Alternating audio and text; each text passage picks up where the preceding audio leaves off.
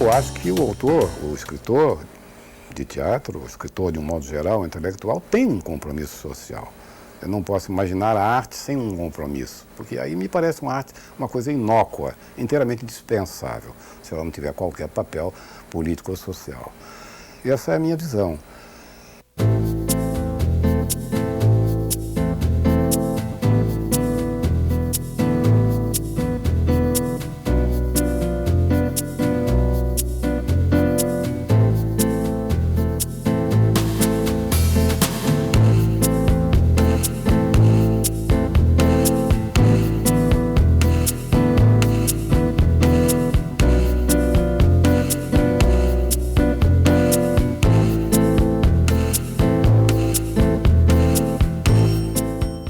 Eu comecei a escrever por imitação.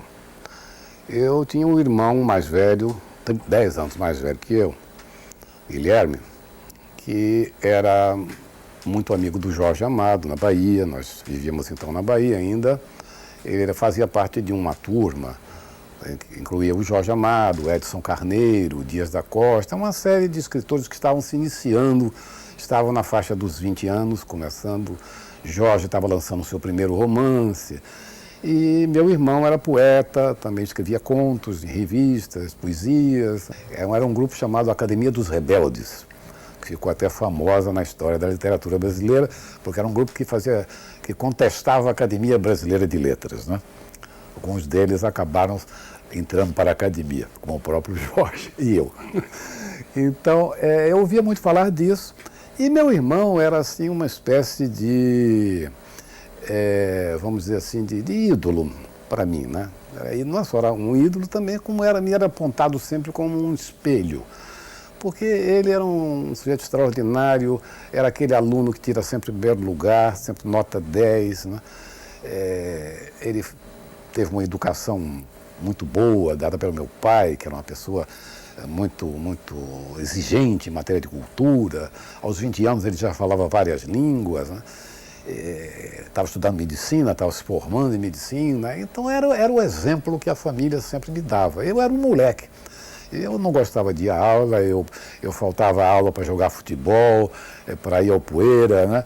E era o oposto, né? Então eu ouvia sempre aquele negócio: olha, mira-te no teu irmão, né? Um exemplo, tal. Porque meu irmão era nota 10 em tudo. Por isso eu comecei a escrever alguns contos, né? Para mostrar que eu também era capaz, né? Mais por imitação, né? Então eu escrevi os primeiros contos. Essa fase, mas quando eu vim para o Rio, eu já estava com 15 anos, subitamente, sem nenhuma razão, sem uma explicação plausível e racional, eu escrevi uma peça de teatro. Chamava-se A Comédia dos Moralistas. Não há nenhuma razão para esse fato. Meu irmão não tinha nada a ver com teatro, não havia ninguém na família ligado a teatro, nem nos meus ancestrais, nada. E, de repente, eu não conhecia teatro, inclusive, nunca tinha visto um espetáculo dramático, uma comédia. Só conhecia a ópera, porque a minha mãe era fã ardorosa da ópera e comprava sempre uma resta inteira, uma assinatura inteira, às vezes do Teatro Municipal durante o ano todo, né, para assistir a temporada. Minha mãe me levava, eu com 13 anos, mais ou menos, assisti todas as óperas, né? Era tudo que eu conhecia de teatro, mas nada tinha a ver com aquilo que, afinal de contas, eu vinha fazer, que é uma comédia de costumes, uma sátira ao moralismo burguês, né, que era aquela comédia chamada A Comédia dos Moralistas. Essa peça eu inscrevi num concurso do Serviço Nacional de Teatro, era a Funarte da época, né, e foi premiada. E aí começou a minha carreira teatral. Daí em diante eu não parei de escrever. Escrevia compulsivamente peças uma atrás da outra, até porque eu tinha assim, um pressentimento de que eu ia morrer cedo. Eu achava que eu não passaria dos 23, 24 anos, que era uma ideia meio romântica, né? Porque os poetas morreram nessa idade, Álvares de Azevedo, Castro Alves, né? Então, eu achava que eu ia morrer com 23, 24 anos, então tinha que escrever rapidamente tudo. Eu vivia desenfreadamente escrevendo peça atrás de peça. Até que aos 19 anos tive a primeira peça encenada pelo Procópio Ferreira, pai da Bibi Ferreira, grande ator da época, né? O maior ator da época, aliás. E iniciou-se aí a minha vida profissional de dramaturgo.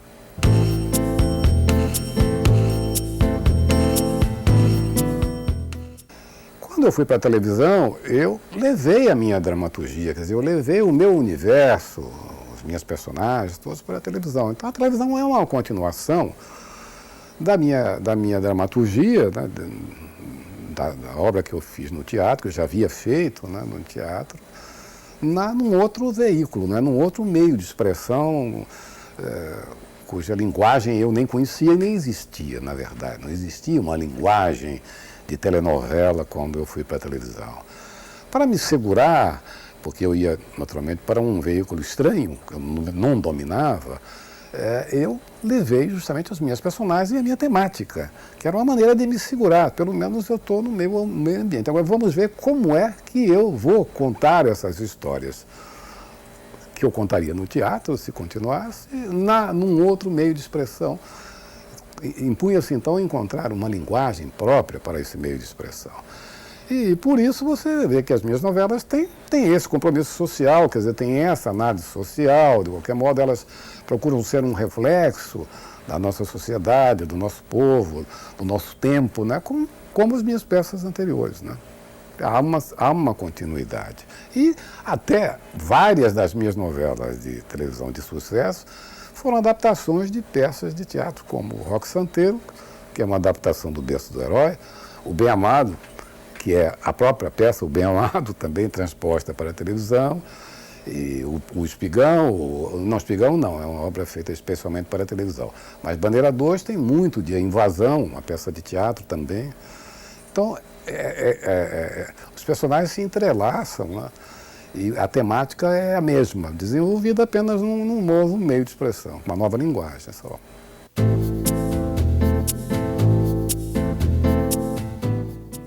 Há peças que me deram mais alegrias, outras que não deram tantas, não é? Como também há novelas também que foram mais bem-sucedidas do que outras, e por isso são mais guardadas na memória popular, tal. E isso tudo é gratificante, não há dúvida nenhuma, né? Agora, nem sempre aquela peça que você teve mais prazer de escrever, que você se entregou mais, foi a que fez mais sucesso, né? Do mesmo modo na televisão ou no romance, né? Uma coisa não tem nenhuma relação direta com a outra. Você pode ter tido um enorme prazer em escrever uma novela e ela é mal realizada, então não fica entre as novelas populares, né? Isso aí parece então que é um filho aleijado, né?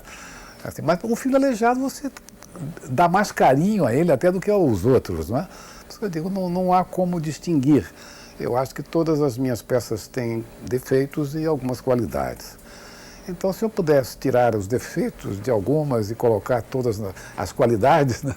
Então talvez eu tivesse uma satisfação redonda, né? De ter feito uma obra de arte.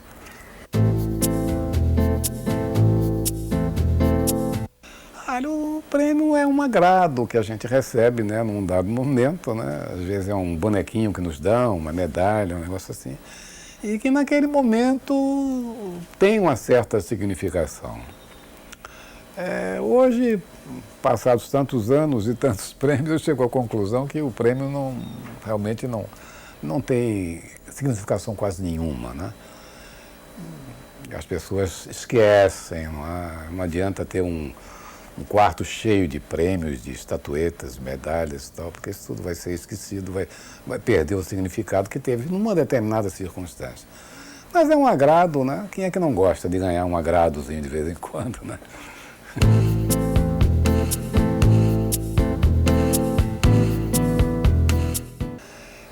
Tudo que eu sonhei já na adolescência, né, foi viver do meu ofício. Quer dizer, viver de escrever e só de escrever. Consegui.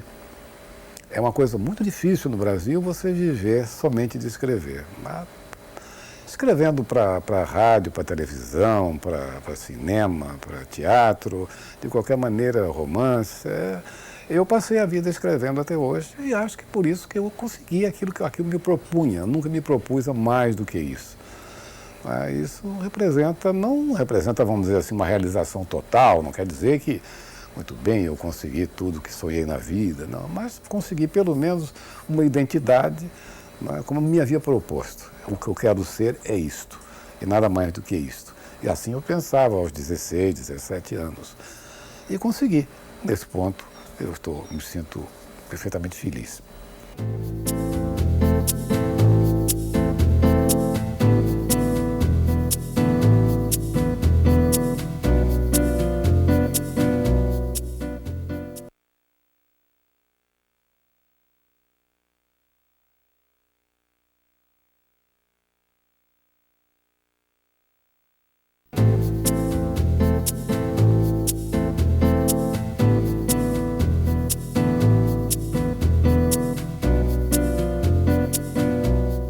Eu sempre fui, desde a infância, um revoltado, né?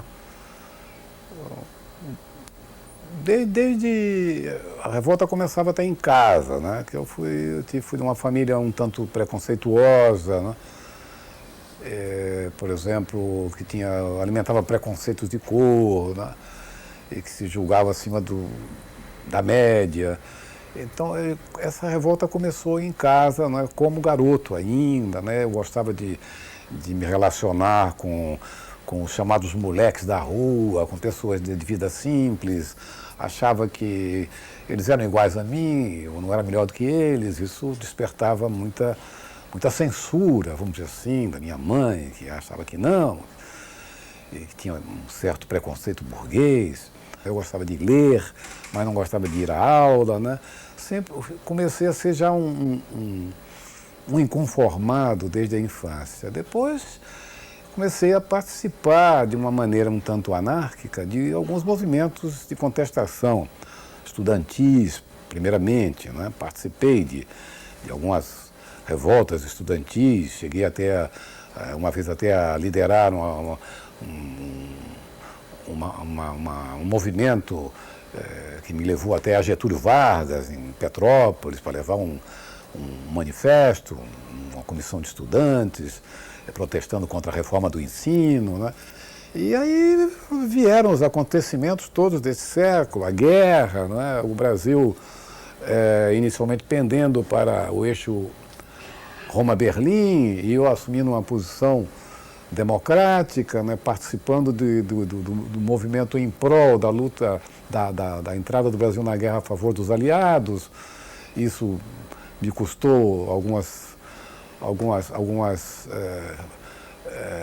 chicotadas da polícia, né, gás lacrimogêneo, etc., daqueles movimentos de rua. E por aí eu vim indo sem nenhuma ideologia, apenas um revoltado, uma pessoa revoltada, inconformada, que incomodava, né? Até chegar a ingressar no Partido Comunista como uma maneira de dirigir vamos dizer assim, conformismo, né, nato, né, para alguma coisa organizada, que era um partido, uma ideologia. Desde 45, mais ou menos, até 70, militei no Partido Comunista. Mas sempre fui um mau militante, um péssimo militante, justamente porque essa minha formação um pouco anárquica, né, se chocava muito com a disciplina partidária. Nunca aceitei muito a disciplina partidária e, por isso, num dado momento, eu resolvi fazer uma autocrítica e achei que eu era um péssimo militante e, portanto, tinha que me afastar do partido. Isso já era lá pelos anos 70 e, com o golpe militar, com a instauração do regime militar, eu naturalmente fui perseguido, tive que fugir para não ser preso e respondi a inquéritos policiais militares, né? 5, parece, né? E continuo sendo a mesma pessoa, inconformada, né? Com as mesmas ideias, né? Achando sempre que devemos lutar por uma sociedade mais justa, mais igualitária, né? Embora não pertença mais a nenhum partido e nem pretendo pertencer nunca mais, sou um livre atirador hoje em dia, mas não mudei absolutamente as minhas ideias, que são ideias trazidas inclusive do inconformismo da juventude, que continua dentro de mim. Não sou desses que acham que o sonho acabou e que não adianta sonhar com mais nada, que o mundo é esse, tem que aceitá-lo assim mesmo como ele é. Eu não acho isso, absolutamente. Eu não tenho processo. Pelo contrário, eu detesto os processos de todas as naturezas, né? Eu tenho uma componente anárquica, né, da qual eu nunca consigo me desvencilhar, embora eu adore a organização, né, mas eu sou, por natureza, né, um anarco-marxista, por assim dizer. Eu uma vez me defini como anarco-marxista, ecumênico e sensual, na revista Playboy. Cada peça minha foi escrita de um modo. Nenhuma começou do mesmo modo que a outra. Uma começou pelo personagem principal, outra começou pelo tema, outra começou, sei lá. Não há realmente uma receita, eu não gosto de receitas, né? E acho que não existe realmente um processo de criação. Você diz, primeiro você tem que fazer isso, depois aquilo, depois... Isso não existe.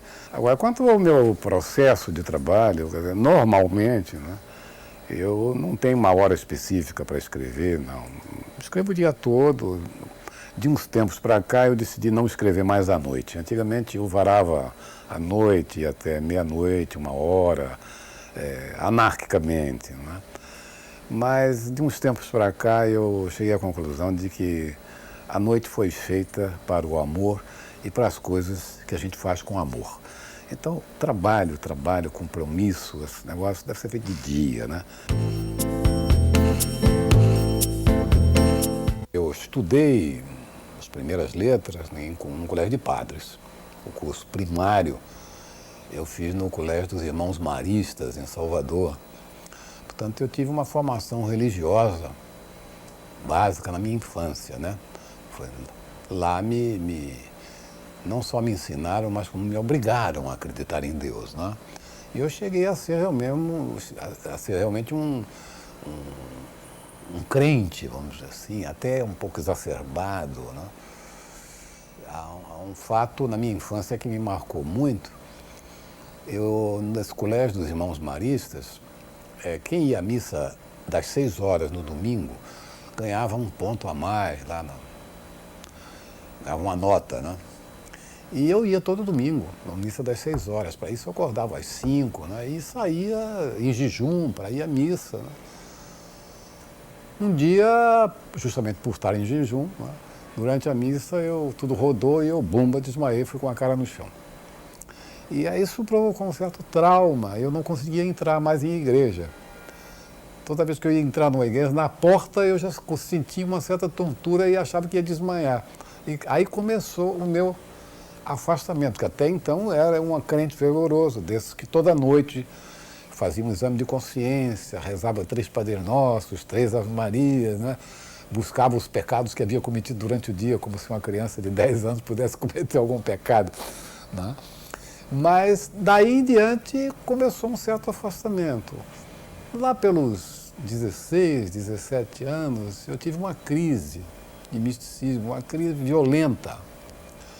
E comecei a colocar em dúvida todas as minhas crenças, tudo que eu havia estudado, tudo que me havia sido transmitido pela minha família, pelos meus pais, né? Foi uma crise de identidade violentíssima que durou 1 ano. E no meio dessa crise houve essa pergunta: você acredita mesmo em Deus? Deus existe? E eu comecei a buscar Deus, não achei provas, evidências de sua existência, como também não pude provar a sua inexistência. Daí eu me tornei agnóstico. Quer dizer, Deus para mim, daí em diante, passou a ser... passou a não fazer mais parte das minhas preocupações. Se existe ou não existe, não me interessa. Não foi bem assim, né? Na verdade, eu tinha um caso mal resolvido com Deus, né? Que foi se refletir depois nas minhas peças, né?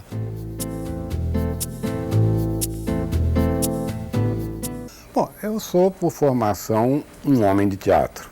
Quer dizer, eu nasci no teatro, né? O teatro é a minha casa, é onde eu estou de pijama e chinelo, né? Por assim dizer, né? os outros meios de expressão eu manejo, não sei se com a mesma desenvoltura, o mesmo poder de expressão, mas com a mesma seriedade, pelo menos, né? Com a mesma seriedade, eu fiz rádio, faço televisão, o cinema, mas onde eu me sinto melhor, onde eu acho que me expresso melhor, é no teatro.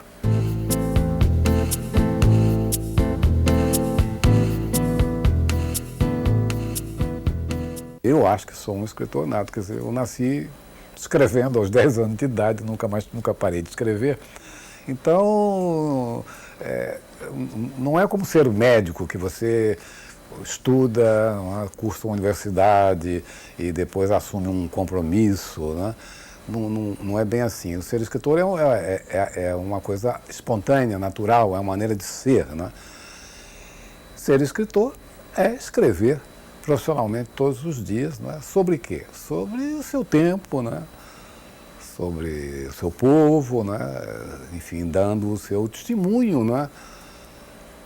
Histórico, né? Através da ficção, que é uma maneira também de contar a história do mundo, né? Talvez até mais profunda, né, do que a própria história, né?